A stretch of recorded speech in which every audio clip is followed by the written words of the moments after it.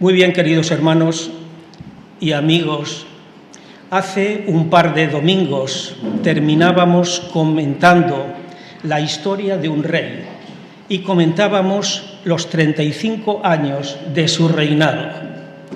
Fue la segunda parte de ese reinado del rey Asa y, como dice el dicho, valga la redundancia, no hay dos sin tres. Hoy viene la tercera y, si Dios quiere, la última parte que vamos a comentar de este rey. Habíamos dicho en su momento que las notas predominantes de la vida de este rey, del reinado del rey Asa, habían sido la búsqueda del Señor, pero además implicando al pueblo e implicándolos también para poner por obra su ley y sus mandamientos, y que por otra parte decíamos que la respuesta de Dios había estado plasmada en bendiciones como paz y prosperidad, que duraron esos 35 años.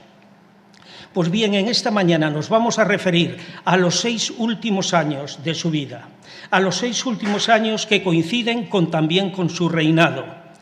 En estos últimos 6 años vamos a ver un cambio total de actitud de este rey en cuanto a su relación con el Señor. A pesar de la advertencia tan seria y tan grave que el Señor le había dado hacía 20 años, que le había dicho: si vosotros me dejarais, yo os dejaré.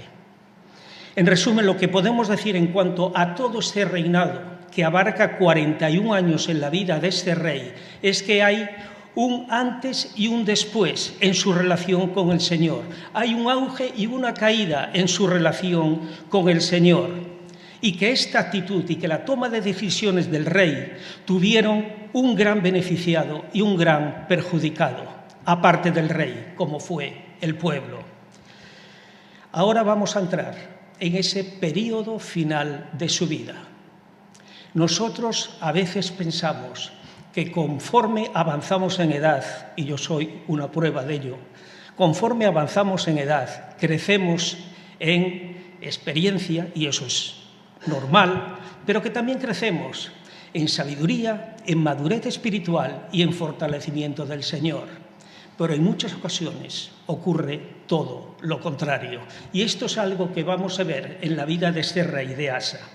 Vamos pues a leer en Segunda de Crónicas, capítulo 16, versículos del 1 al 14.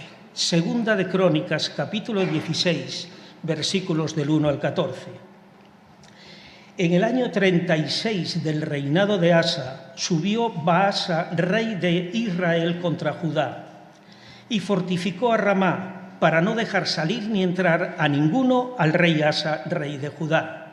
Entonces sacó Asa la plata y el oro de los tesoros de la casa de Jehová y de la casa real, y envió a Ben-Hadad, rey de Siria, que estaba en Damasco, diciendo: haya alianza entre tú y yo, como la hubo entre tu padre y mi padre.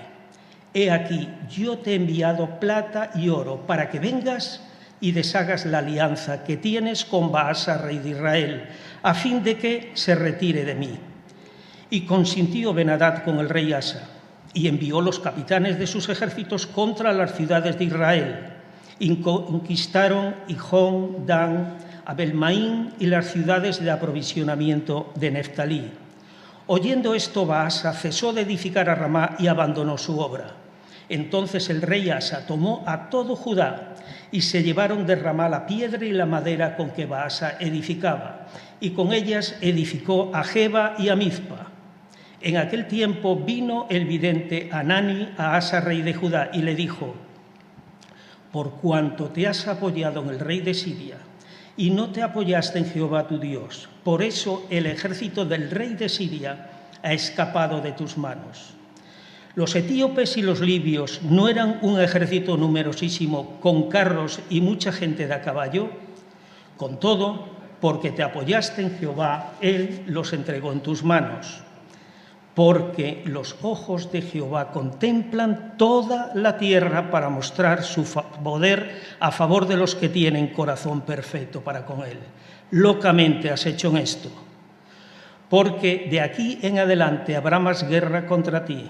Entonces se enojó Asa contra el vidente y lo echó en la cárcel porque se encolerizó grandemente a causa de esto. Y oprimió Asa en aquel tiempo a algunos del pueblo. Mas he aquí, los hechos de Asa, primeros y postreros, están escritos en el libro de los reyes de Judá y de Israel. En el año 39 de su reinado, Asa enfermó gravemente de los pies, y en su enfermedad no buscó a Jehová, sino a los médicos. Y durmió Asa con sus padres, y murió en el año 41 de su reinado, y lo sepultaron en los sepulcros que él había hecho para sí en la ciudad de David, y lo pusieron en un ataúd, el cual llenaron de perfumes y diversas especies aromáticas, preparadas por expertos perfumistas, e hicieron un gran fuego en su honor. Que el Señor bendiga su palabra en esta mañana entre nosotros. Hemos visto y acabamos de leer que este rey dejó de confiar en el Señor después de una experiencia vivida con Él a lo largo de su vida. Y también acabamos de leer las consecuencias que le iba a acarrear el haber dejado de lado al Señor. Pero lo que nos podemos preguntar es, ¿qué es lo que ocurrió en estos 6 años? Comentamos en su momento, el domingo, hace 2 domingos, que parte de las tribus del reino del norte, del reino de Israel, se estaban pasando al reino del sur, al reino de Judá. Y eso estaba ocurriendo desde hacía 20 años. Como diríamos hoy en día, se estaba produciendo un flujo migratorio hacia Jerusalén. ¿Por qué? Porque las noticias que estaban llegando de Jerusalén al reino del norte eran noticias de prosperidad, noticias de paz, noticias en las cuales Dios estaba bendiciendo al reino de Judá, permitiendo además que se restableciera el culto a Dios, siguiendo las ordenanzas que estaban marcadas en la ley. Y por otra parte, les llegaron noticias también de que este rey había hecho un gran pacto nacional, no solamente con las propias tribus de ese reino, Judá y Benjamín, sino también con toda la gente que se había ido pasando del reino del norte al reino del sur. Este fenómeno era además observado con creciente interés y también con inquietud por los compatriotas del norte. Es algo además que, por lo que podemos deducir, le debió preocupar y mucho al rey Baasa, al rey del norte, y también a sus consejeros, por lo que ellos deciden actuar en consecuencia. ¿Y qué es lo que hace el rey Baasa? ¿Qué es lo que hace el rey del norte? Son situaciones muy parecidas también a las que podemos vivir hoy en día y que las noticias nos llenan día tras día de situaciones, de flujos migratorios, de gente que buscan paz, que buscan seguridad y que buscan prosperidad en otros países. Eso estaba ocurriendo también allí entonces, no es nada nuevo. Entonces Baasa, ¿qué es lo que decide hacer? Decide fortificar la ciudad de Ramá y ir contra Judá.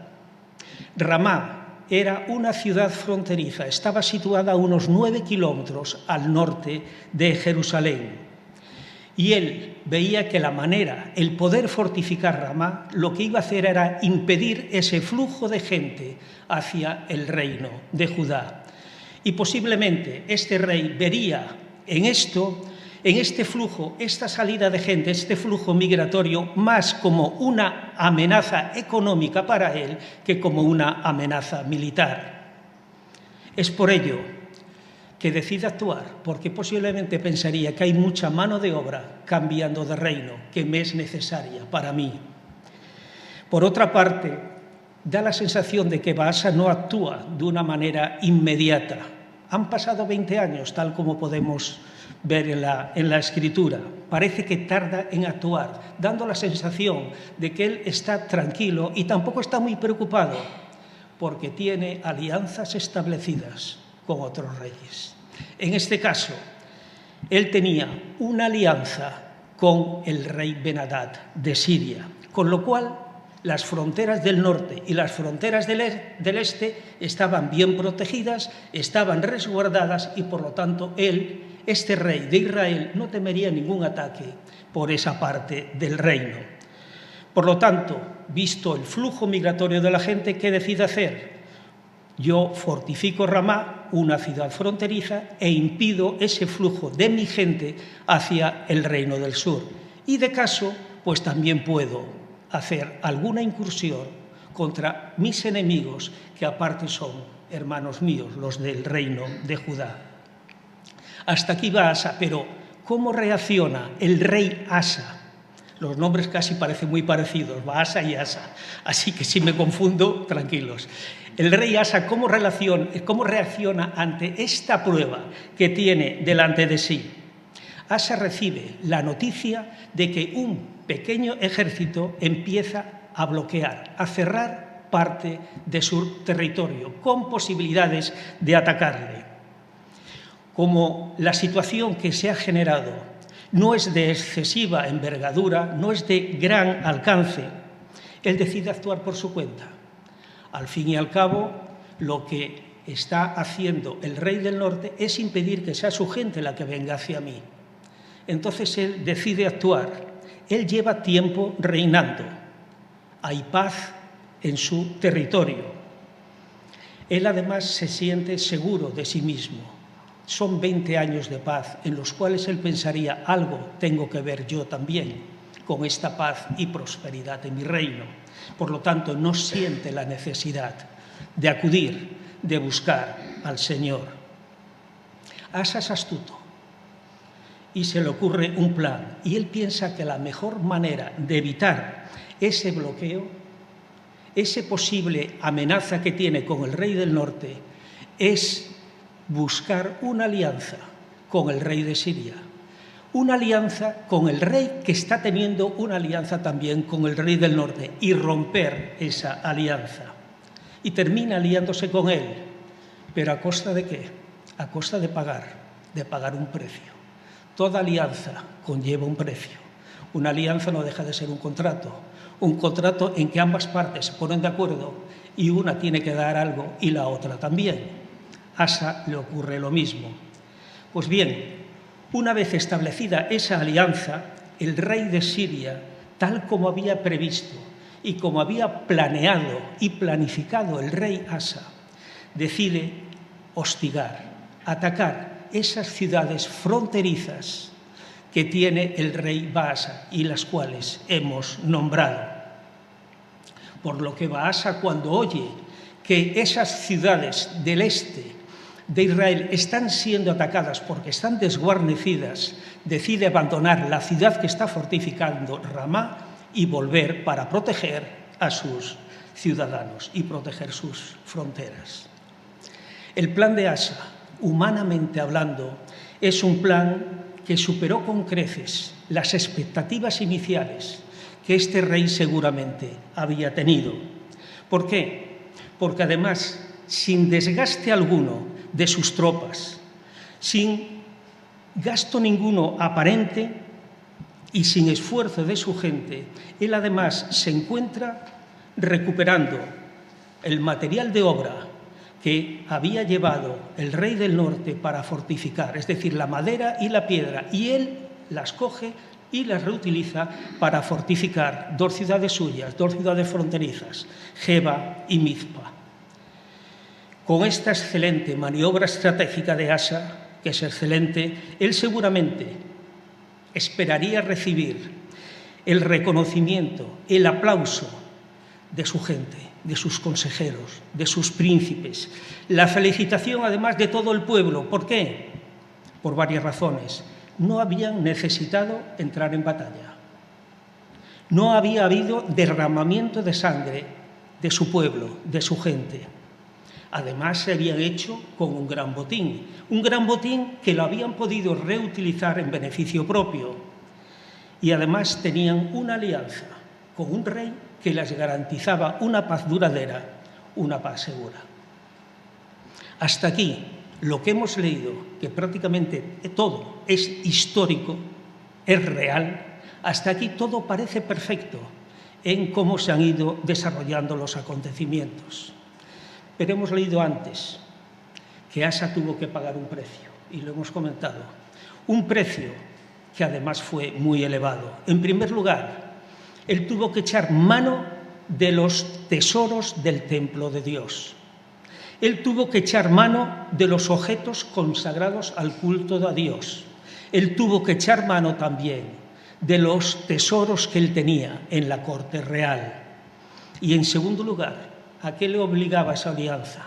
Le obligaba a servir, le obligaba a colaborar y le obligaba también a pagar un tributo a un rey pagano, a un rey que no creía en el mismo Dios en el que él creía y en el que había confiado, con el resultado además de continuar en guerra con sus parientes del Reino del Norte. Y el Señor actúa. Y el Señor sale al encuentro de él. Hacía 20 años había entrado en escena un profeta de Dios. Había entrado en escena el profeta Azarías.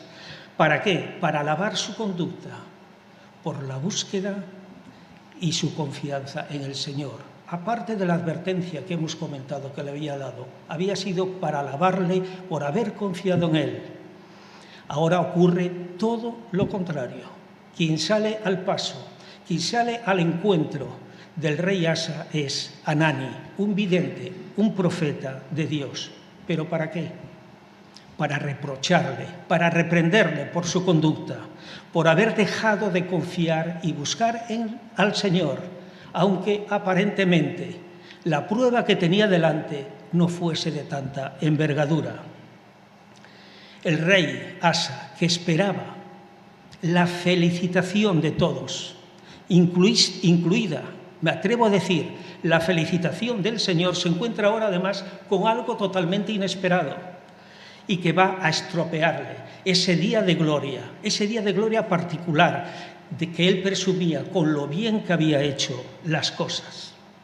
Ahora tiene ante sí al profeta de Dios. Ahora tiene ante sí a Hanani, lo menos que él se podía imaginar, lo menos que él se podía esperar, para además reprocharle y reprobarle por su actitud. ¿Por qué?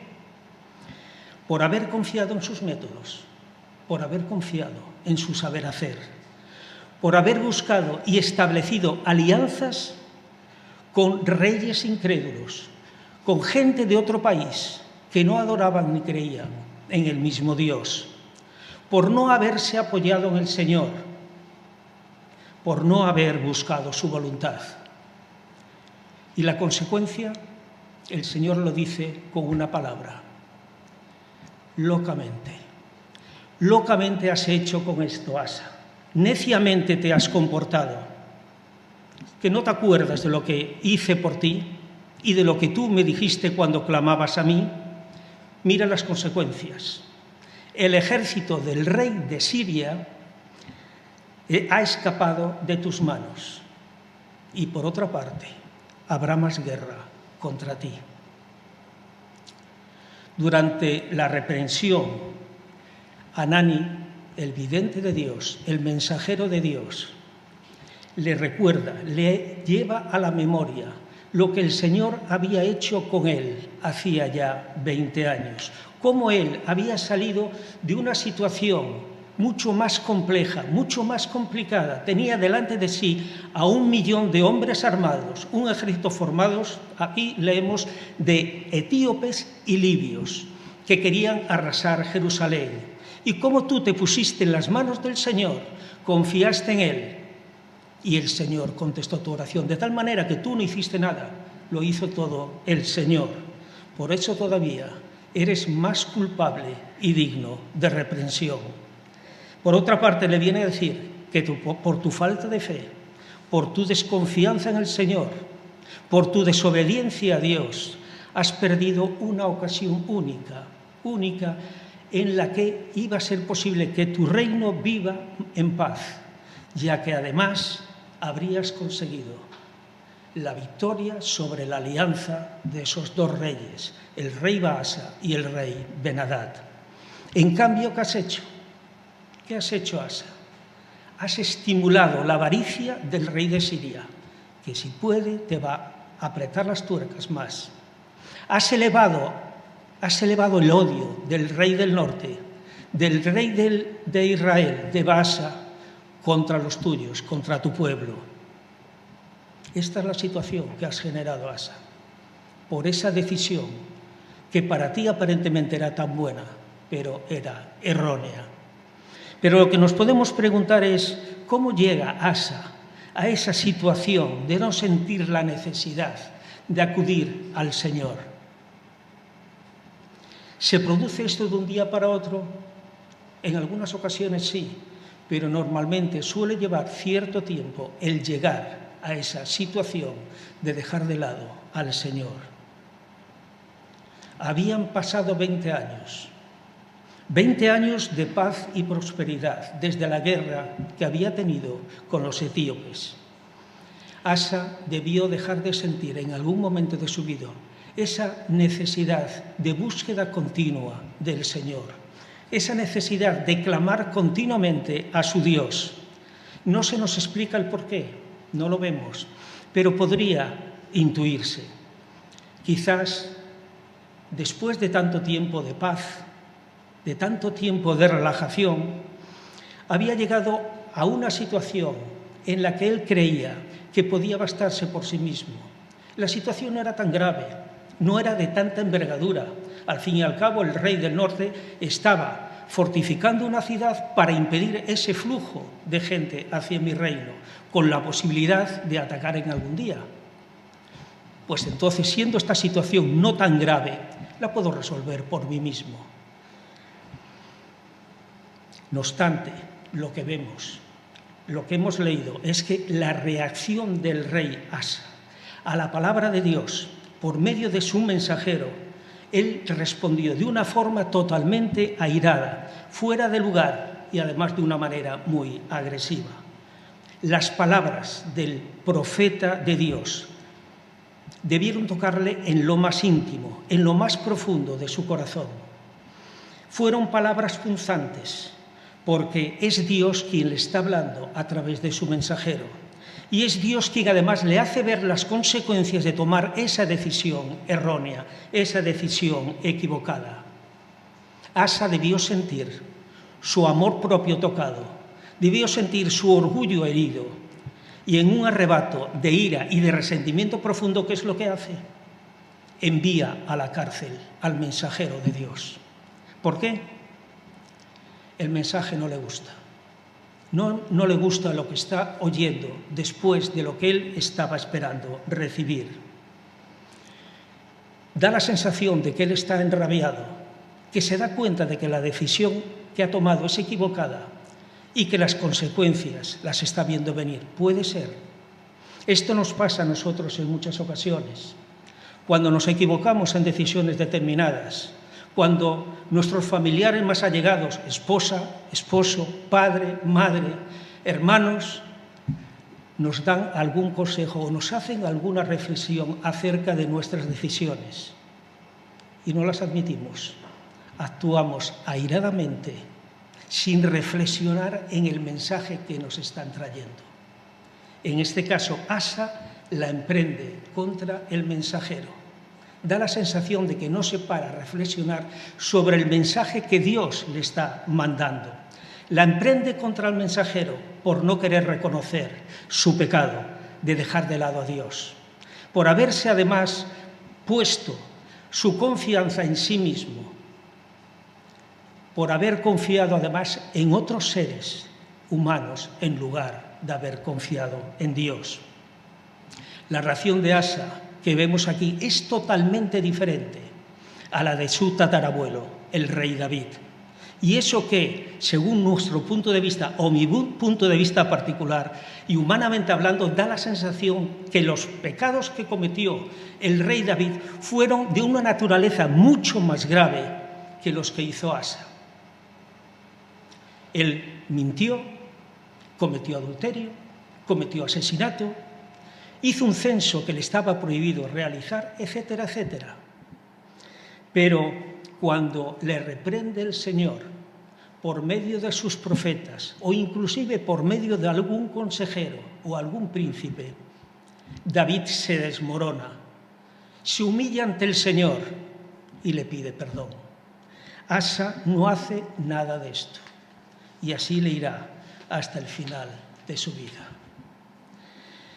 En primer lugar, no reconoce su pecado y él actúa de forma totalmente opuesta, como hemos leído. Se enoja contra el profeta de Dios por el mensaje que le transmite y paga con él sus errores. Lo envía directamente a la cárcel. Y menudas cárceles habría por las referencias históricas que tenemos en aquellos momentos. A renglón seguido, ¿qué es lo que hace? Se encoleriza grandemente. ¿Y con quién paga esos errores? Los paga con el pueblo, a los que oprime. La historia está llena también de dictadores, de tiranos, que cuando oprimen al pueblo, sabemos por la historia cuáles son las consecuencias para el pueblo. ¿Qué diferente era ahora todo esto que estaba ocurriendo de antes, de cuando había tenido lugar esa decisión que para Asa era tan buena? Pero esa decisión no fue la correcta, como la que había hecho su tatarabuelo David. Él endurece su corazón y las consecuencias ya se ven venir, porque las siente también el propio pueblo. Su pueblo, eso. ¿Qué pensaría ahora el pueblo de su rey, que durante tanto tiempo le había dado paz y prosperidad, cuando lo ve reaccionar de esta manera, cuando tiene delante de sí al mensajero de Dios? Pero no todo terminó ahí, sino que aún hay otro hecho más que va a enturbiar esa relación que había tenido durante 35 años con el Señor. 3 años después de este episodio que hemos comentado, 3 años después aún hay otro hecho en el cual él va a cometer el mismo error. Él enferma gravemente de los pies, pero en lugar de acudir a Dios, a pesar de la amonestación que ha recibido del profeta de Dios, él va a los médicos. Ojo, no se está criticando en ningún momento que él vaya a buscar a los médicos, sino lo que se está poniendo de manifiesto es que él deja de lado el confiar en el Señor. Eso es lo que tenemos aquí delante.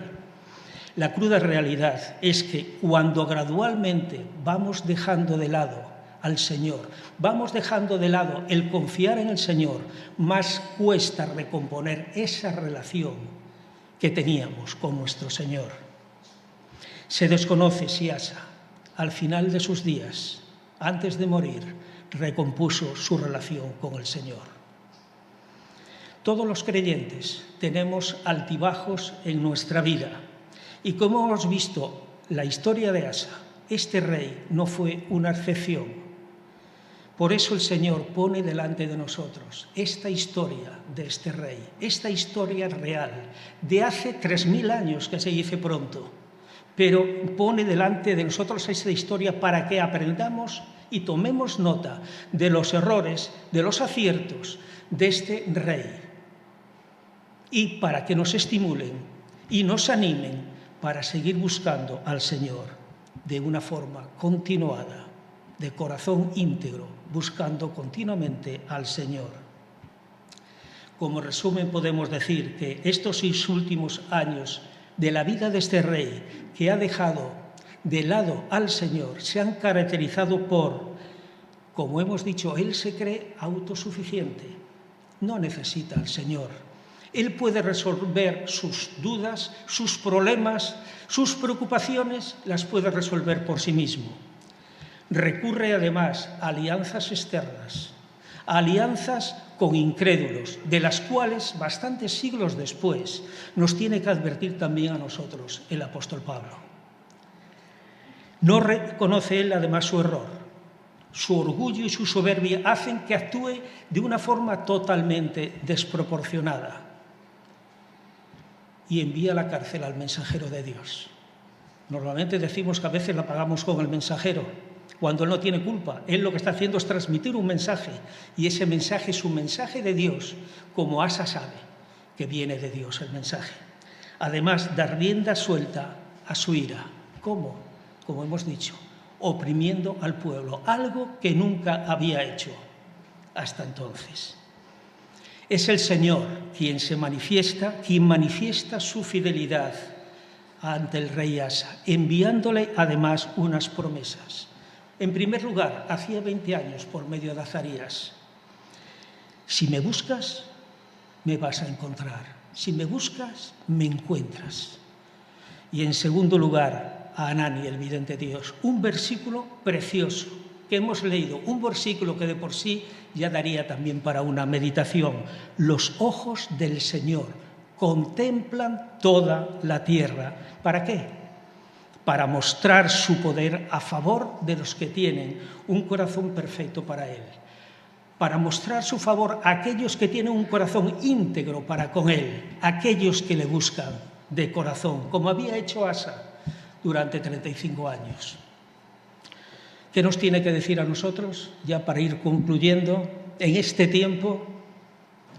Pues que sus promesas son válidas también en este tiempo, porque Dios no cambia, Dios es omnisciente, Dios es omnipresente, y porque Dios también es fiel.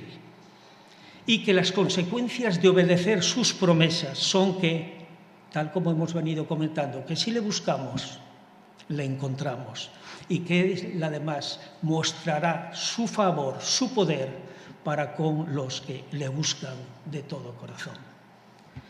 Asa buscó la gloria del Señor, la gloria de Dios, durante 6/7 partes de su vida, excepto la última 7ª parte de su vida. Y a nosotros se nos exhorta a buscarlo, la gloria del Señor, en todo tiempo y en todo lugar. ¿Por qué? Porque hemos sido creados para eso. Hemos sido creados para la gloria del Señor, porque además, en su fidelidad, Él nos ha hecho hijos suyos, cumpliendo su promesa. Dios mostró su fidelidad para con nosotros en la persona de su amado Hijo. En Cristo Jesús, su don inefable, un don inmerecido por nosotros, del que vamos a hacer memoria en breves instantes. Cristo Jesús, Dios hecho hombre, pero sin pecado. ¿Para qué? Para llevarnos a Dios. Y esto además es a lo que nos exhorta el apóstol Pablo, cuando nos dice: entonces, ya sea que comamos o bebamos, un aspecto de la vida del ser humano elemental, simple, que a veces no le damos importancia, pero necesario. Ya sea que comamos o bebamos, este pequeño acto lo hagamos para la gloria de Dios, pero no termina ahí, sigue más y dice: o que hagamos cualquier cosa, sea la que sea, lo hagamos todo para la gloria del Señor. No excluye nada el apóstol Pablo en esto de dar la gloria al Señor, en la vida, en nuestra vida como creyentes. Todo debe ser para su gloria. Y él sigue poniendo el listón muy alto, porque no termina ahí. Sigue poniendo el listón muy alto, pero es un listón que él considera, por la inspiración de Dios, que podemos nosotros también alcanzarlo. Cuando él dice: sed imitadores de mí, y ahí no pone un punto final. Sed imitadores de mí como yo lo soy de Cristo. A eso nos está llamando el Señor, a ser imitadores de Él, a darle la gloria en todo tiempo y en todo lugar, y a buscar su gloria para siempre. Que el Señor nos bendiga.